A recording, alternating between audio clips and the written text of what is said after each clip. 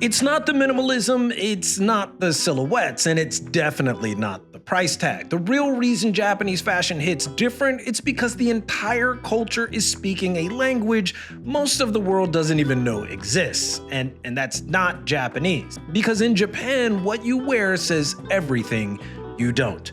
What's up everyone, I'm Reggie Casual, and today we're asking the question, what the hell is actually behind Japanese fashion and style? Let's get it. Ask any Japanese fashion enthusiast what makes Japanese style. They'll probably mention clean cuts, technical fabrics, avant-garde silhouettes, quiet luxury, even anti-fashion. Whether it's the tailored chaos of Comme des Garçons or the architectural restraint of Yohji Yamamoto, Western audiences are quick to point out the artistry but often miss the operating system underneath. You see, most people experience Japanese fashion as aesthetic, but what if the real story isn't visual at all? What if it's linguistic? Because style in this context behaves more like a form of communication than pure expression. To understand that, we have to understand how culture talks. The terms high context and low context were coined by anthropologist Edward T. Hall in 1976. In his book Beyond Culture, Hall explains that a high context society relies heavily on implicit communication. Words are less important than body language, social cues, and shared background. Japan, Korea, China, and most Middle Eastern nations fall into this category. By contrast, low context cultures like the US, Germany, and Scandinavia prefer explicit statements, direct language, and detailed instructions. Think bold branding and loud marketing. In Japan, the fashion system is high context to its core. You're not expected to say everything, just signal it correctly. Fashion becomes an encoded message, a language of shape, texture, restraint. It's no coincidence that brands like Oral-Ly or Blurms are known more for fabric hand feel than Instagram presence. According to Hofstede's Insights, Japan scores 92 out of 100 on uncertainty avoidance. That basically means people prefer predictability, formality, and deep cultural rules. So fashion that screams, "look at me," tends to disrupt that cultural order. That doesn't mean Japanese people avoid bold statements or branded pieces. It means that in Japan, value and story are often more important than visibility. A bold fit still has to mean something. It has to carry weight, not just attention. That's the difference.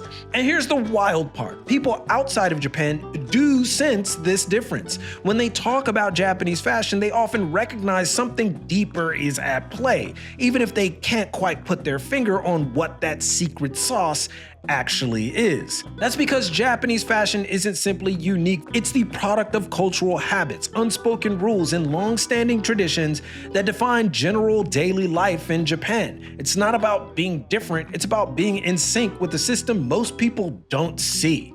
So why do people crave this kind of coded style?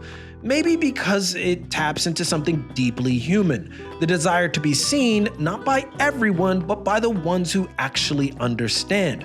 High context fashion doesn't just create intimacy, it rewards it. Look at Japanese magazines like Popeye or Men's Nonno. They don't push trends, they explain them. They read more like cultural essays than shopping guides. Who's it for? Why it works? When it's right? The entire experience is framed through narrative, not novelty. This isn't fashion as mass messaging, it's precision signaling for those who care enough to decode it. That's why for many outsiders, Japanese fashion can feel intimidating, unless of course you beeline for globally familiar names like Bape or Onitsuka Tiger. But once you step into North Hollywood or even Beams Plus, that quiet voice in your head can flip like, wait, do I even belong here? Social psychologist Geert Hofstede's work on individualism versus collectivism places Japan firmly on the collectivist side of the spectrum, where harmony and group cohesion are prioritized over personal distinction.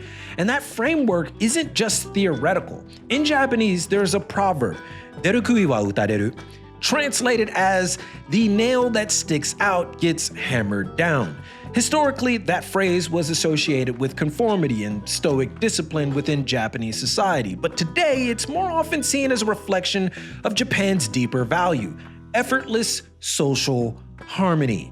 In fashion terms, you can be bold, but it needs to feel intentional, not disruptive.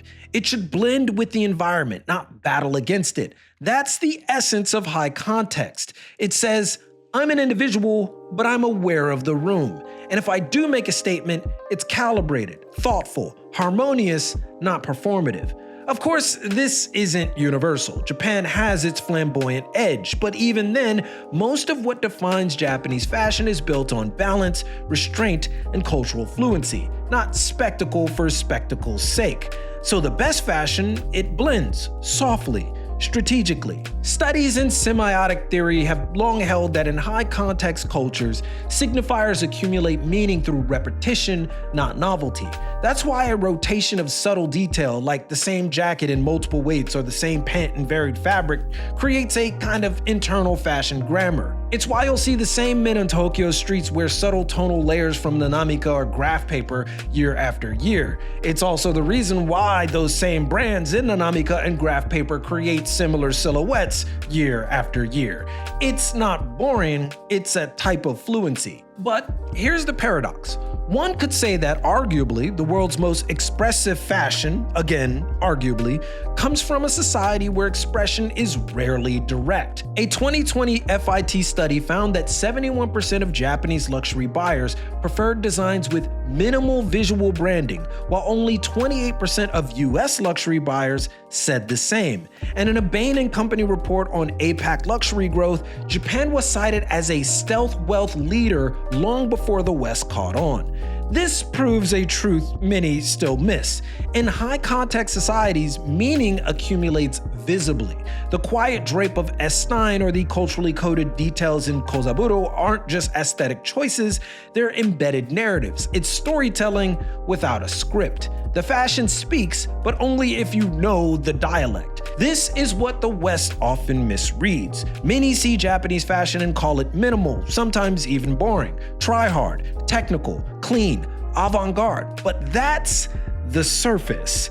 What we're really looking at is emotional literacy expressed through fabric. Put simply, Japanese fashion operates within a completely different cultural rhythm. Not better, not worse, just different. Japanese fashion doesn't chase the spotlight, and many of the brands know they're not meant for everyone. That's not a weakness, that's the point. They exist to resonate, not dominate.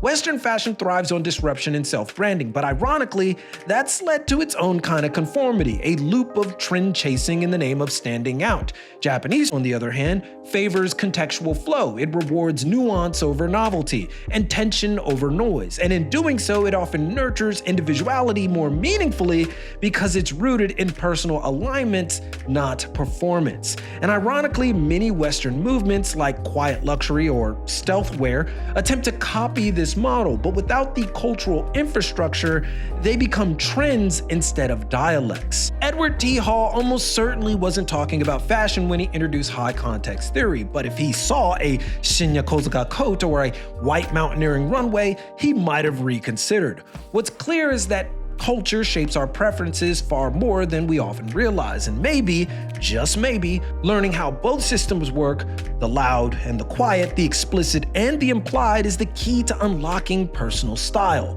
sharper design, and deeper insight. And now we want to hear from you. Have you ever worn something that felt like a code only few could understand? Drop it in the comments, or suggest another fashion brand, insight, or individual you'd like to see us unpack on WTH. Join us on Patreon for deeper dives into the fashion industry, where we break down the business, decode the culture, and give you the tools to see through the noise. Be sure to like, sub, and turn on notifications if you found this content valuable or entertaining to you, but most importantly, keep it locked right here for all of your info on international fashion, culture, and business from Tokyo, and keep it casual. Yoroshiku onegai shimasu, and we'll see you all in a minute.